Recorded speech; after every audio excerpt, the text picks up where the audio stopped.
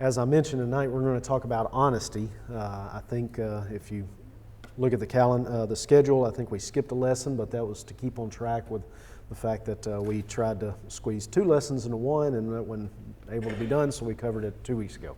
And of course, last week was our singing practice. So this week we're going to talk about honesty.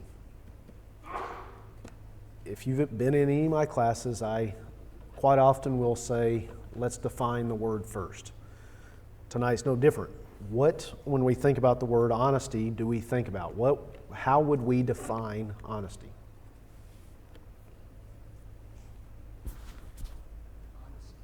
Honesty. Truthful. That's it. All right.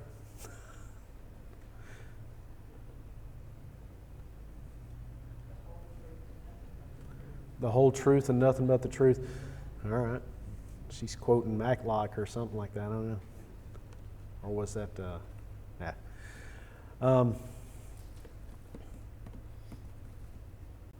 So they call this the most awkward 15 seconds is when an instructor asks a question and he's waiting on people to formulate a thought. So. Being free from fraud or deception. Being free from fraud or deception. Are you pulling up the sources over there or dictionaries over there? All right, so when we think about honesty, we may say things like what you've said, but we may say things like doesn't lie. It's a person that won't tell a lie. It's someone that tells the truth, truthfulness. What about someone that doesn't bend the truth? Maybe someone that doesn't lie by omission. They leave out certain details,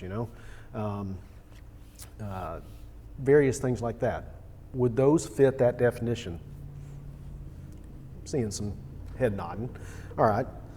Well, when I looked it up in Webster's, and Bobby's going to call me out if I'm wrong here, but if you look down the list and look at the older meanings, the obsolete meanings, one of the words that jumped out at me was chastity.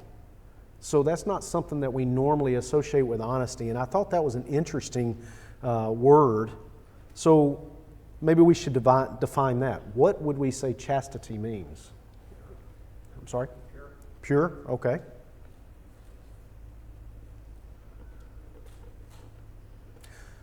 When we look up the definition, the modern term of it, it would say something along the lines of someone that abstains from unlawful sex or someone that abstains from all sexual relations.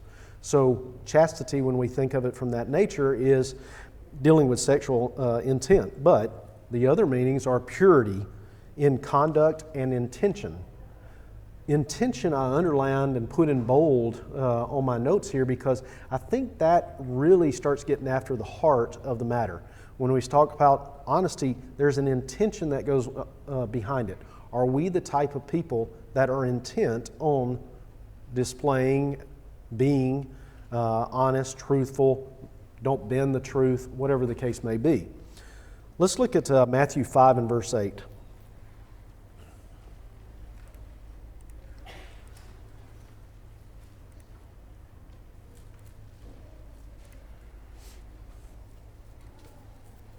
So when we talk about Matthew 5, where are we at? We're talking about the Beatitudes, right? So what does 5:8 say? Blessed are the pure in heart, for they shall see God. Blessed in the pure in heart. So right there in the middle of the Beatitudes, it's talking about purity of heart, right? So when we think about that, now we're starting to talk about the chastity of the Spirit, right? The pureness of the Spirit. So let's also look at Philippians 4:8.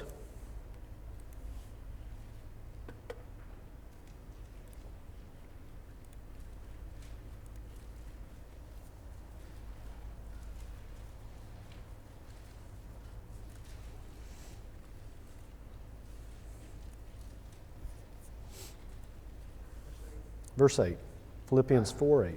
Finally, brethren, whatever is true, whatever is honorable, whatever is right, whatever is pure, whatever is lovely, whatever is of good repute, if there is any excellence, and if anything worthy of praise, dwell on these things. All right. So when we are looking at the word honesty, if we were to do synonyms, what would some of the synonyms look like?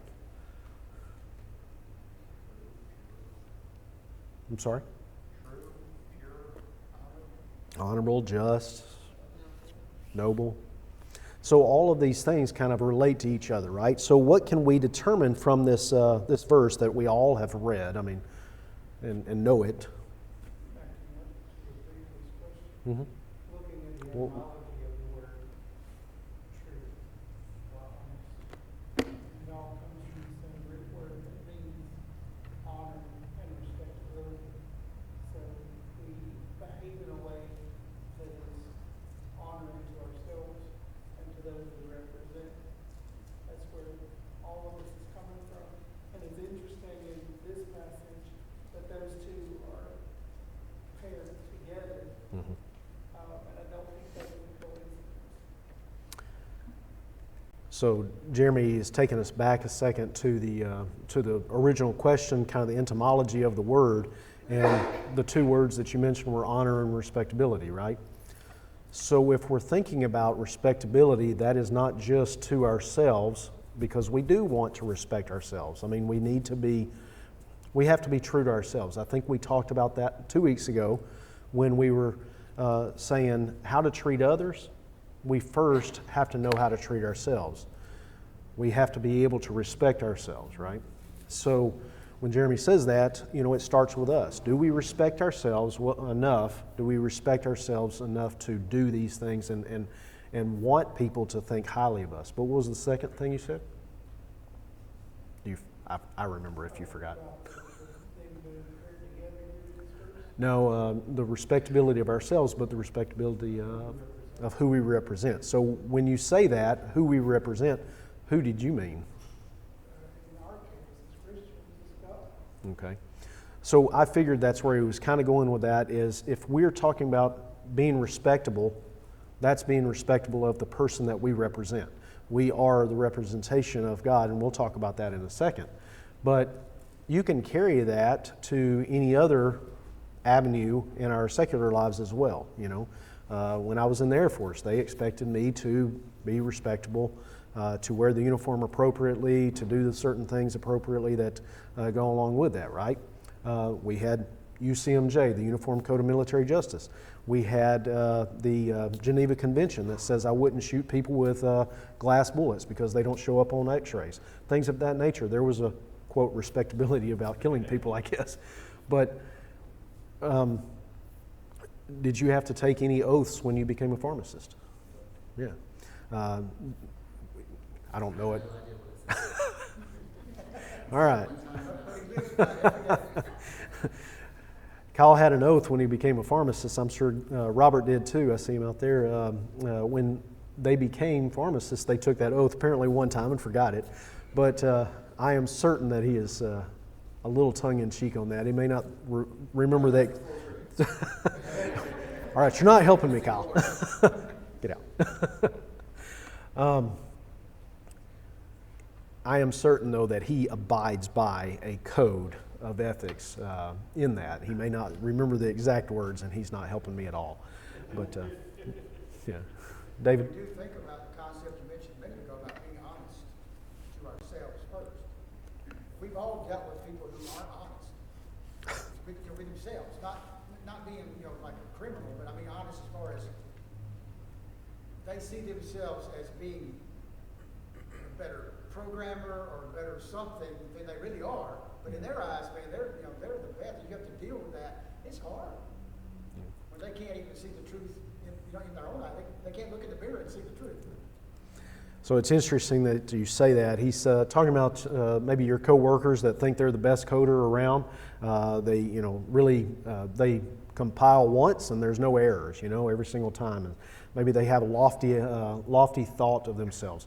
But we see that also in Scripture, and we'll talk about it in a second when we look at those Pharisees that thought so highly of themselves. And I don't want to steal my thunder from later, but we see that. We have to be honest with ourselves, be respectable. Also mentions looking in the mirror and knowing not remembering who you are. Yeah. David mentions, the mirror, looking in the mirror, not remembering who we are after we turn away. Are we being honest with ourselves? So, the second meaning, when you look it up in the dictionary, we talked about purity and conduct and intention. I think that's very important. Intention is the foundation, I think, to me. But the next definition in the listing was restraint and simplicity in design or expression. So I think it goes after what you were alluding to on the secular side, but when we look at it from a scriptural side, let's look at 1 Timothy 2 and 9.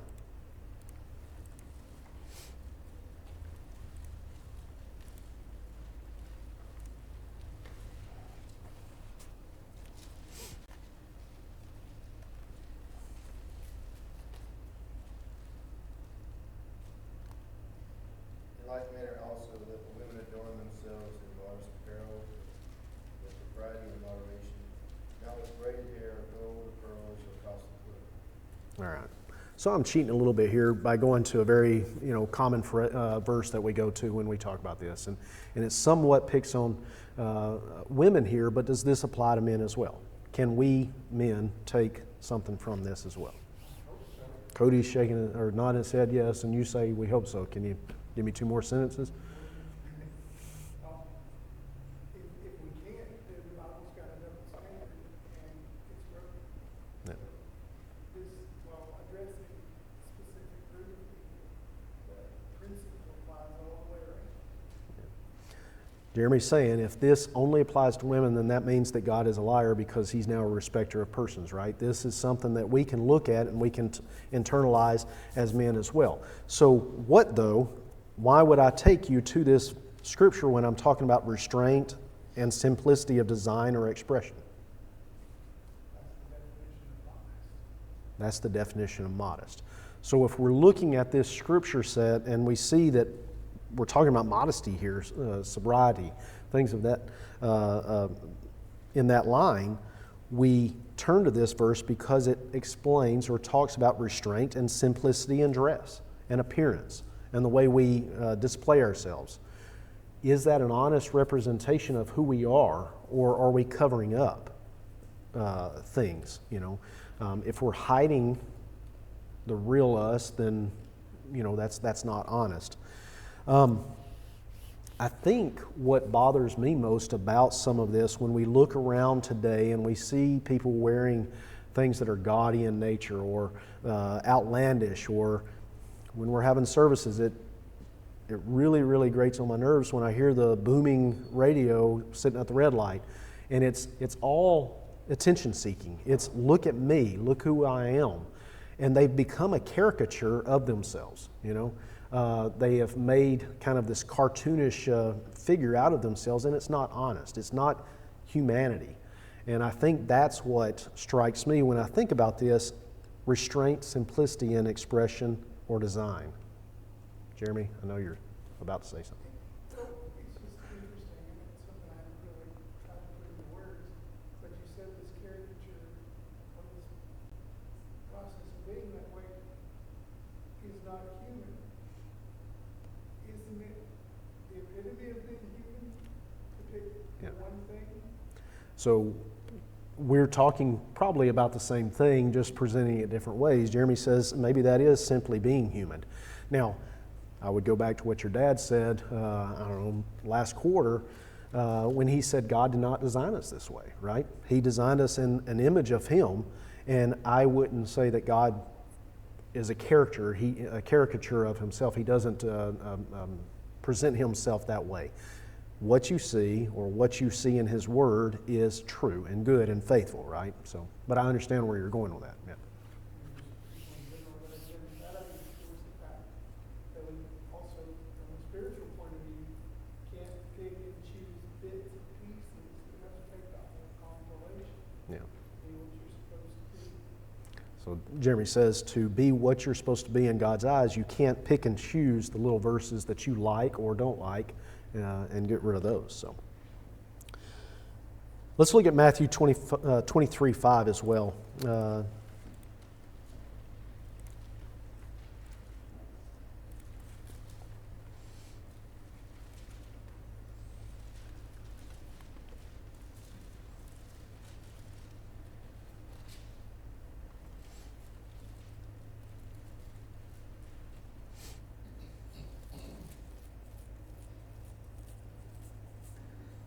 Matthew 23 and verse 5. But they do all their deeds to be noticed by men, for they draw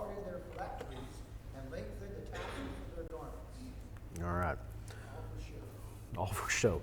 So David gave me the David version. He added a couple of words there at the end. It's all for show, to be seen of men, right? So when we see this in the Old Testament, I mean, is this not what people do today to be seen of men? They broaden their phylacteries. They create the borders of their garments that are to be seen. We see that even today, right? Think about the people that you admire, the people that you respect. What did they do that gained your respect?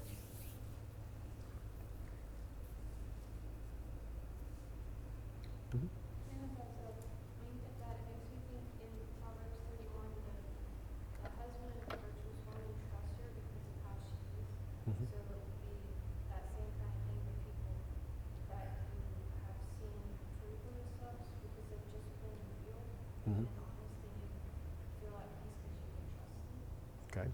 So she's pointing out Proverbs 31, the virtuous woman who can find one, and talking about the authenticity, I guess.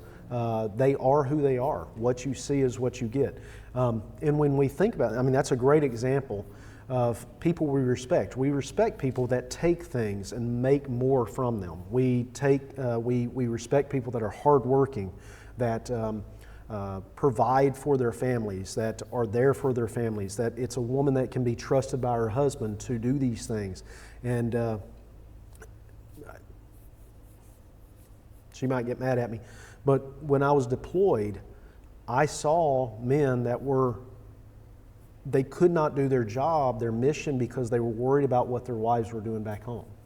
And for me not to have to worry about that was good. I mean, I know that's just a small word for a lot of meaning behind it, but that's what you're describing. And we respect those people because they are, and I'm trying to make a connection here, they're broadening their garments, the hem of their garments by doing these things, right? But they're doing it with a godlike attitude. They are still they stand out just as much from the world because of their actions. David? I know they say that respect has to be earned, and I respect people who are honest and who do what they say, and who have knowledge, are smart. They're good at their craft, no matter what that is. If they're accomplished that, I respect that. It takes a lot to get there. But then you run into the same thing that I do in state government, in military. They always say you respect the office, not the person that's in the office. That is really tough to do sometimes. Yeah. So David's talking about the two different people that he respects. Respect is earned, and that is we look up to those people that have honed their craft. They have become something because of the hard work that they put into it. I'll be honest. I don't like Kobe Bryant. I didn't like Kobe Bryant, the basketball player. I respected the fact that he was a awesome basketball player, but his cocky attitude just rubbed me the wrong way. He was arrogant, but that's what made him good in a lot of ways. So I respected the fact that he honed his craft and things of that nature, and that's who he became on the court. I don't know that that's who he was outside, but he knew what he was doing. I respected that. David talks about also the position. I respect the president's position, and when I was in the military and took that oath, and even now as a civilian, I respect that, and I will follow the instructions as long as they're not going against God's word. But he and I probably wouldn't have a whole lot of things in common. We wouldn't, sit down and have dinner together very often. But if he invited me, I would probably go because I respect the position. I don't know if that's a good one-for-one on what you were saying, but. Respect of an office is only going to carry you so far. It's like if we only respect God because of what He's able to do, it's going to send us backwards. It's not going to carry us as far as we realize what He's already done. Does that make any sense? I think so. It sounded better in my head than when it came out of my mouth. Could you say what was in your head?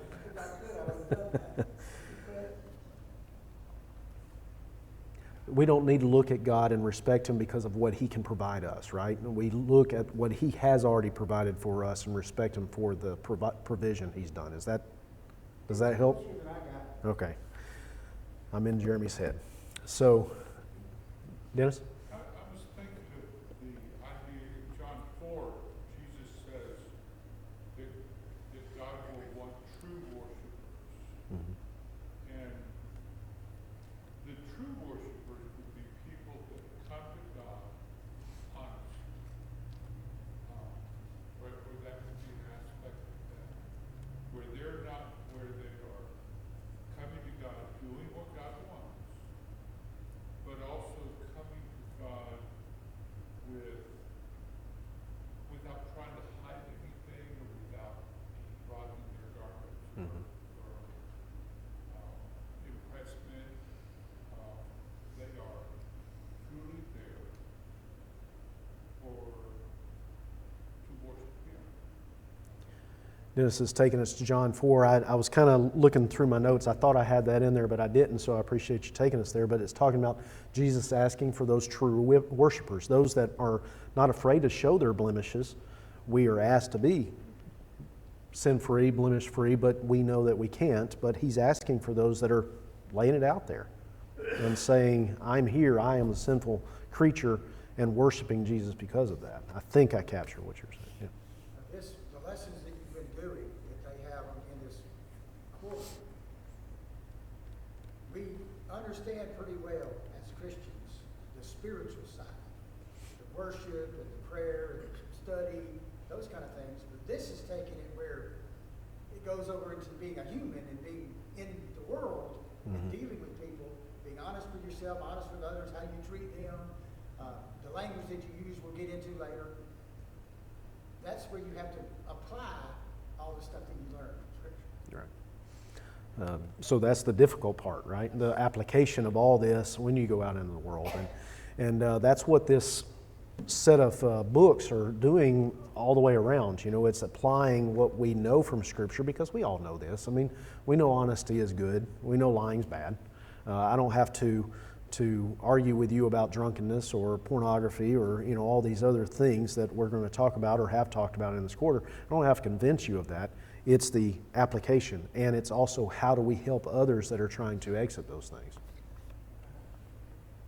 I heard this thought when David was talking about all the people who think, you know, they are the best at what they do and not being honest with themselves about where they sit. It's odd, but often the reverse is true too. People often think a lot less of themselves than they ought to, and that's not honest either. And it's an odd dichotomy, and addressing that with people, because often you'll see both in the same subject in the same person, especially when we start getting into the spiritual application. I know this sounds flippant, but a Christian should never have low self-esteem. Yeah. Because you know your soul is worth everything. So, got some, not counterpoints, but agreeing points, I guess. Jeremy's talking about, we talk about not having too high a self-esteem, but we also need to be careful of not having low esteem. Had dinner with a friend that we used to worship with in Colorado last night. He and I both know the same person in two different contexts. But last night, he referred to him as an Eeyore. That's what they used to call the guy, Eeyore, because he's always, well, Pooh Bear, you know, and he was always down on himself, even though he had accomplished many great things. And it was funny because I got to work today and I mentioned the fact that this guy knew one of our coworkers, old coworkers, and they said, yeah, oh, Eeyore. And I'm like, so the guy had a reputation for having that lowest self-esteem. We need to be cognizant of that. Know that by our representation, if we have low self-esteem, why would someone want to be part of God's children? Well, I mean, they have no hope, it looks like, you know, so why would I want to be part of that? Well, I think to that too, especially with honesty, others are watching you, and if you're preparing to be a Christian, and you're not honest, or you don't portray yourself as, and you're not gonna be able to do God's work, just bring others to it, because they're gonna look at you and go, that's what a Christian is, I don't want to be. Right. And So he's saying almost that proud look or whatever. I'm sorry, the hopeless look. If you don't seem like you have something, why would they want to be part of that grouping? So when we were looking at those modern definitions of honesty, I found it also interesting that there's no mention of lying in there. So it doesn't say anything about lying. It talks about the adherence to facts. So it's using it from a more active voice, I guess, than a passive voice. And it talks about fairness and straightforwardness of conduct, which can incorporate not lying, but it doesn't explicitly say lying, like we would normally define it in simplistic terms, right? So I think sometimes it's good for us to look at a list of synonyms as well. So when I looked up in the thesaurus, Bobby, I looked up the word honesty, and I found candor, confidence. Now, pause there for a second. Have we met confident liars before? Yes. Yeah. I mean, they are confident in what they're saying. You said that pretty quick. Did you have an example in your head? Every day I'm at work. Every day you're at work, yep. I thought maybe you were going to go with some of the Jimmy Swaggart types. You know, they're very confident in what they're saying. You know, but they're lying. True. Probably misused. Fairness, frankness. Frankness is another thing. So, who's heard the phrase, if someone starts a sentence with, if I'm being honest, they're about to lie to you, right? So, I don't know that that's necessarily true, but that is, the phrase. So I changed mine, or I try to change mine to, if I'm being frank. And I find it interesting, that's a synonym for honesty. But I think the subtle difference in that, you've asked me something, I'm going to be frank with you rather than honest. And I think there's just a little subtle difference. I don't know, it makes me feel better. But it's interesting that's the synonym. Do what? Yes, I prefer not to be honest with people.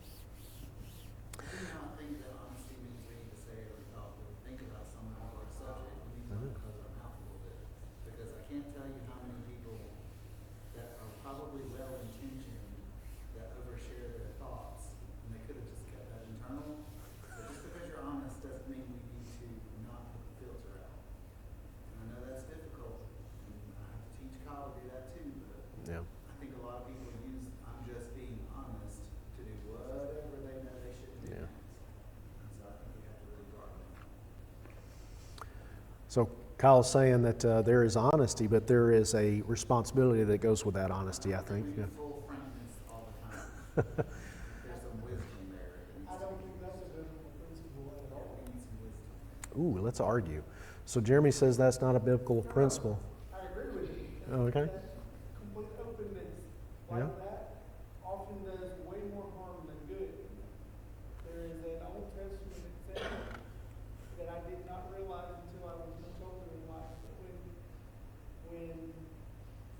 Samuel is going to tell Saul that he's lost the kingdom, I believe that's the right reference. God tells him to take a heifer and tell him you're going to go and sacrifice. Maybe the wrong reference. But anyway, one of God's prophets is going down to render judgment on somebody. And he tells him, well, go do this too. So if somebody stops you, you can say, I'm going to do this. He didn't have to tell them everything else either. You're not supposed to be getting ahead of me in the... Now, I wasn't using that set of scriptures, but we'll talk a little bit about some examples like that. Kyle's right. Oftentimes we think we should be honest with everybody. We've got to tell everybody everything we ever think about them. So Kyle's pointing out that, just because it's on our mind doesn't mean that we have to say it, right? Because there is propriety that goes along with that, a responsibility that goes along with it. I think Jeremy was kind of echoing that a little bit. But when we look at Jesus, did he ever lie to someone about their condition? Did he give it to them in an appropriate timing, in the appropriate manner, and showing the appropriate amount of love when he did it? I think all those things are appropriate, right, or true. And he didn't hold back, and sometimes it was applied with a little more force, and sometimes with a little more gentleness behind it. But he always told the The truth. difference is he always knew the right thing to say, He always knew the right thing to say and how to say it. And I would also add that everyone that heard him say it, that had an ear to hear, they knew he did it out of love. My favorite example of that is when they brought the adulterous woman to Jesus, and he spends the whole time addressing them and their issues, and talking to them about how they should handle life. And to the lady who is obvious in the wrong, he says, "Go, sin no more." Yeah. She doesn't need to hear anything else but that. Because she was already cut, right? I mean, Yeah. Where's the time going? So continuing on, sometimes I internalize these lessons a little bit and probably use too many examples from my own past, but that's kind of my reference point. When I was growing up, I quite often found friendship in folks that were not necessarily the most popular. They were sometimes the misunderstood. We might refer to them as the freaks and geeks, or whatever the case may be. But what I found was that they did not concern themselves with being the most popular. They did not concern themselves with being that person with the most friends, the most likes is what we might say today. Bobby, you're shaking your head no? So when I think back, I wonder why that was, and I think it goes back to what she was talking about a second ago as far as authentic nature. They were authentic. I knew where I stood with them. I didn't have to worry about them gossiping me behind my back or trying to get ahead through means that were not good. They were undermining me without me realizing it. So I found that to be something that I placed a premium on. There was a quality there that I placed a high premium on. I still do that today, and I look for that in people. Who is the person that is not? I don't have to worry about. They're giving me the straight scoop. I think Matthew 6:1 can fit here. So let's turn to Matthew 6.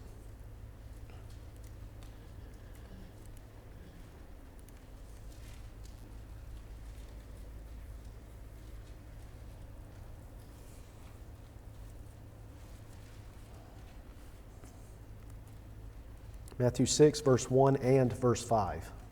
Verse 1 and 5. Beware of practicing your righteousness before other people in order to be seen by them, for then you will have no reward from your Father who is in heaven. Number 5. Yep. And when you pray, you must not be like the hypocrites, for they love to stand and pray in the synagogues and at the street corners, that they may be seen by others. Truly I say to you, they have their reward. They receive their reward. All right. So in verse 1, it says that they're going to receive no reward from their Father, from our Father, right? And then in verse 5, it says that they're going to receive their reward, though. So they're going to get rewarded for this. But when we go to the first part of both of those verses, what I see here is these are the people that wanted to be the popular kids, right? They wanted to be seen of men. They wanted to be those that had the most friends, the most likes. They're the influencers today. Those social media influencers. They'll go and make videos of themselves doing these great things or whatever. So I think that kind of fits. Now I also think to Acts 5 and verse 4. Acts 5 is talking about Ananias and Sapphira. What were they doing? There's two things that they were lying about, right? We, of course, look at the fact that they lied to God. It's equated to they lied to God in order to make themselves look pious, right? But what was the second lie that they told there?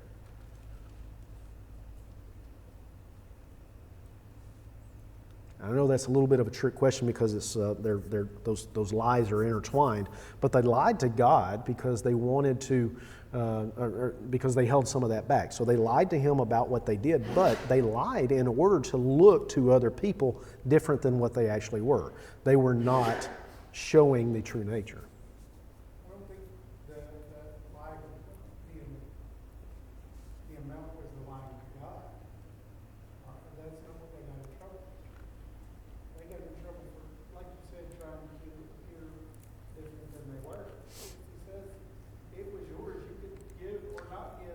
Right. They lied about the amount that they gave, that there was not, they lied about withholding some, right? Yeah, yeah. So maybe not the amount, but the withholding. Yeah. But, so two different lies that are going there? Is that fair? One to the people, but one also to God? Or, yeah. So I think of that as not being earnest. They weren't authentic to the people that they were around. Since we've got 5 minutes,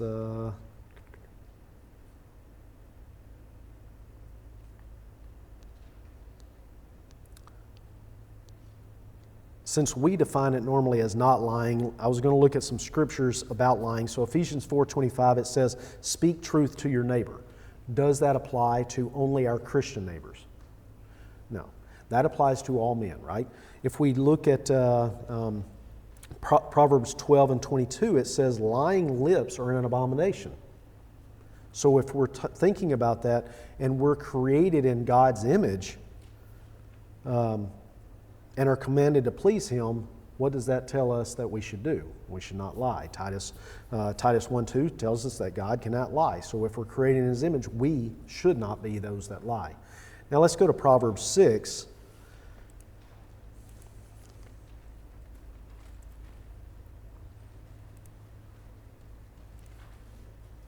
Proverbs 6, verses 16 through 19.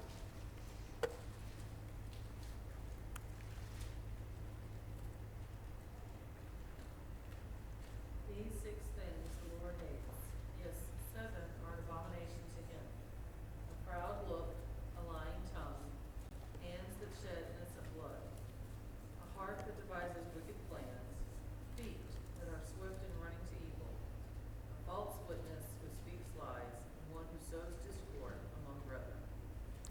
So if we take verse 17, a lying tongue, and we take verse 19, a false witness that speaketh lies, those are pretty self-evident, right? Those are lies. I mean, it's very plain. It uses the word. But if we look at those 5 other ones, when we look at those, are those not tied to lying as well? They're at least sisters, very close sisters to it. When we look at the proud look, are we lying to others about who we are? Are we putting on airs? If we look at shedding innocent blood, are we denying good-intentioned people? We're subduing the truth, right? We're causing that to not come out. If we're devising wicked imaginations, isn't that lying at the expense of others, or to cover and usually covered up with lies? That's the running to mischief part. And so with discord, that usually involves at least a misrepresentation of the truth. So all these abominations to God, 6, yea, 7, are tied to lying in some form or fashion. John 8:44 says, "Satan is a liar and the father of it." So if we lie, who do we represent? Talking about representation, Jeremy said earlier, if we're liars, we represent Satan because he's the father of lies. So when I typed Satan on my notes, it actually auto-corrected to Santa, and I thought that was kind of funny because that's kind of the earliest lie we tell our kids. That was a joke, so, all right, I was going to, but because we've only got 2 minutes, I was going to kind of attack what Jeremy started taking us down the path of. We see in Joshua 2 that Rahab plainly lied to the men that were searching for those spies, right? She plainly lied. But in verses 12 through 14, she asked to be rewarded, and we later see that she was rewarded with safety, right? So is lying acceptable in some ways? When we look at Genesis 44, Joseph stuck a cup in his brother's sack, and was that not at least devious, if not lying? Why were those accepted, or were they accepted? Lying is never right. Lying is never right? These people were not rewarded for the lie. They were rewarded for other things, and the lie had to be admitted. Right. So I wanted to point that out because quite often people will take you to these and say, well, obviously lying's okay in some cases. No, that's not what these people were rewarded for. She was rewarded for helping God's cause and doing those things. Now, maybe splitting hairs a little bit or whatever the case may be, but I was going to attack that a little bit, but in the interest of time, I'm going to move on. When I was a kid, I told my mom one time that, if people would just act right, maybe I said this ignorantly or naively or innocently, but I said if everyone just followed God's rules, we wouldn't have jealousy, we wouldn't have murder, we wouldn't have these things. Now, I know that's self-evident to us as adults, but in my mind, I'm thinking everything would be perfect. Why, nobody would take from me, things of that nature. But when we look at it at just the root or the base level of that, it goes to Matthew 7 and verse 12, the golden rule as we call it. We just want to be able to trust people. We want to know that you're as interested in my well-being as I am in my well-being and vice versa. Let's look at 1 Peter 2 and we'll kind of end on that verse. 1 Peter 2 verses 9 and 10.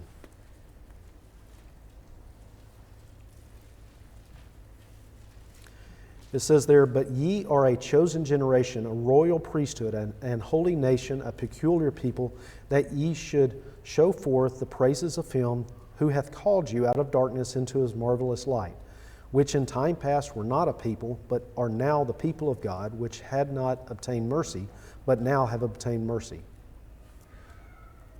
So are we set apart? Are we that chosen generation?